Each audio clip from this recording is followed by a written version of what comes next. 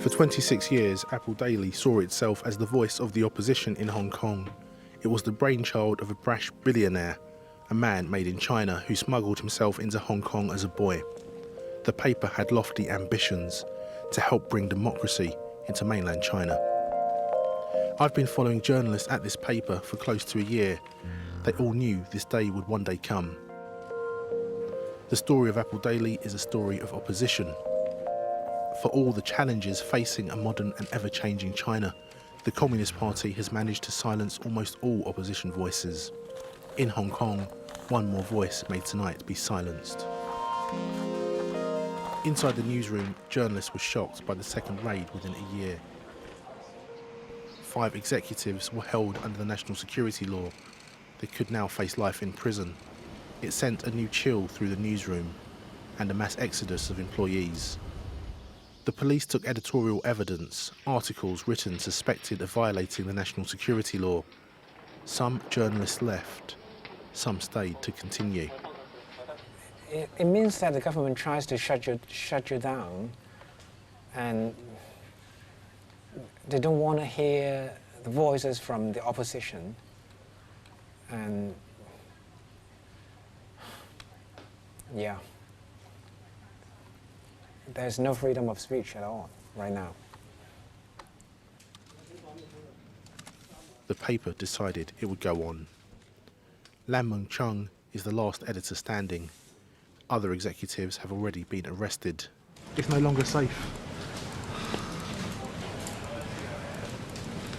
Sorry.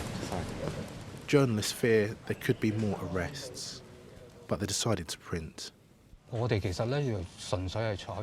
we are doing is reporting the truth, not subverting anything. We are reporting what the daily stories are. We are constantly striving for press freedom. That's the very core of Apple Daily. In the early hours of this morning, this newspaper was raided by hundreds of police officers, but tonight they're determined to publish. 26 years ago, businessman Jimmy Lai founded Apple Daily.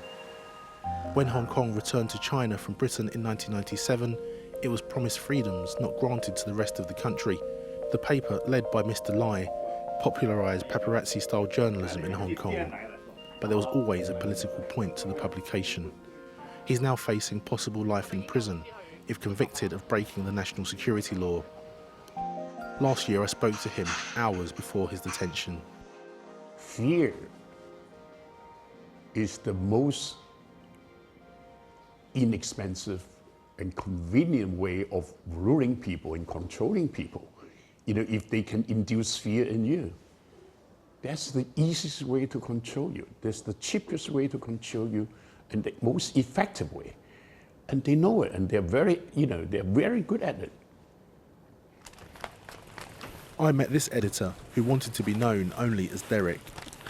He showed me his favourite front page. Actually, I don't like this photo, but we have to capture the news. The photos are very sad. But why is Hong Kong becoming like this? You have to ask your heart. When you see this scenario in Hong Kong, why has Hong Kong become like this? The 2019 protest movement led to the introduction of a wide-ranging national security law. Since the law was introduced, there have been more than 100 arrests. 12 have been related to Apple Daily.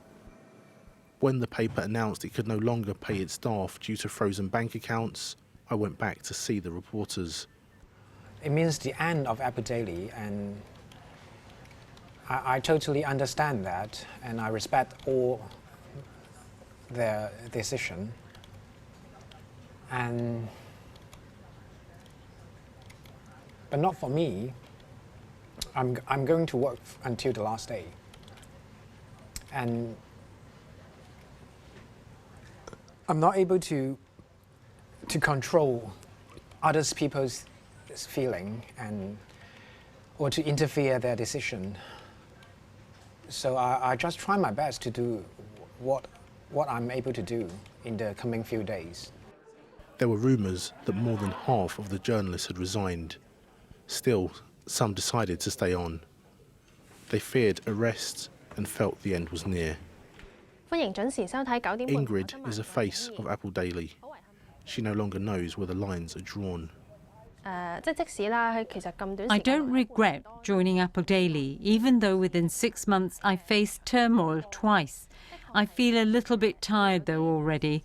Still, I feel my decision to leave the old company and join Apple Daily is good. It's free and has no self-censorship. It's valuable in Hong Kong journalism. Even though I now need to find another job, I have no regrets. I feel very fortunate working here. The paper had planned to publish its last edition on July 1st, the 100-year anniversary of the Chinese Communist Party. But an early morning arrest sent a new wave of fear through the newsroom. There were rumours that another raid was imminent. And then an announcement. The paper had decided to close. Many of the journalists that I'd spoken to over the last year felt afraid to continue to talk. Apple Daily is known as the last opposition newspaper in Hong Kong. Tonight it's being forced to close, not because of the police raids, but because its bank accounts were frozen. Some had come back to work for free on this final edition. The editors continued to proofread their last pages. Today represents that Hong Kong has no press freedom or freedom of speech. Hong Kong is now reaching the end. This is the last front page of a Hong Kong tabloid. The words read, "Supports Apple Daily." This paper has been a critic of the government, but it's also faced criticism itself for some of its journalism. But its end, to many, represents something more than the media. It represents the silencing of another opposition voice.